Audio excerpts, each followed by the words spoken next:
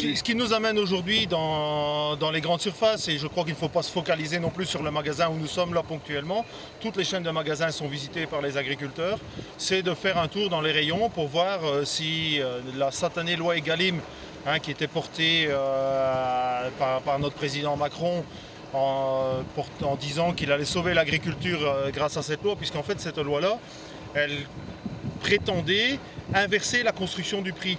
Jusqu'à présent, notre prix était fixé par la grande surface qui fixait un prix de vente au consommateur, toujours en concurrence avec ses voisins, donc au moins cher, donc faisant baisser ce prix-là. Les transformateurs entre deux appliquaient leur prix et nous donnaient ce qu'ils pouvaient nous donner quand ils avaient appliqué leur charge sur le prix. Donc la loi, elle avait quand même pour principe de construire dans l'autre sens. Se dire à un moment, non, un produit agricole, il coûte autant à produire. Si on prend l'exemple du lait qui nous amène quand même forcément aujourd'hui, moi qui suis un traditionnel, je vais vous dire, mon lait il coûte 400 € les 1000 litres à produire. Les collègues qui sont en agriculture biologique vous parleront de 500 € les 1000 litres.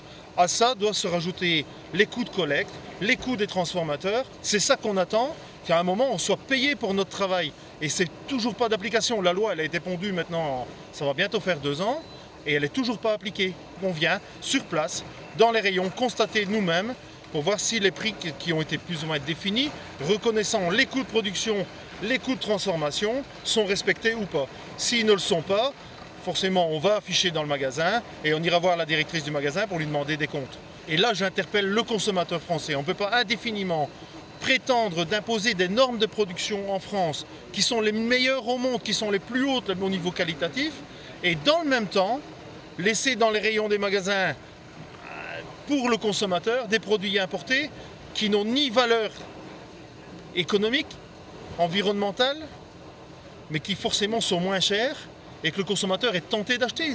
Mais il faut se mettre à sa place, il achète au moins cher. Mais tout ça est plein d'incohérences et ces incohérences, on est là pour les dénoncer aujourd'hui. À terme, malheureusement, on va disparaître l'un après l'autre. Et on le voit toutes les semaines, il y a des agriculteurs qui disparaissent.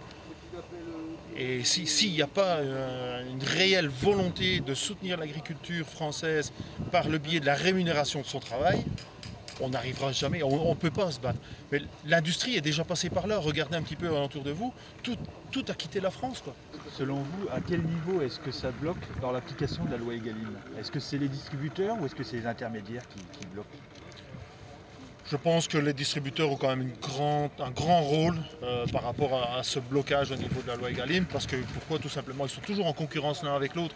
Regardez les feuilles, les journaux que vous recevez, les journaux publicitaires, on se comprend, que vous recevez dans vos boîtes aux lettres, c'est toujours au moins cher, quoi. Comment est-ce que, pour citer une autre marque que celle qu'on a ici, comment est-ce qu'un magasin comme Leclerc peut prétendre de vous fournir 21 repas pour 21 €? Sincèrement, essayez de le faire. C'est pas possible, il peut y avoir que de la merde là-dedans.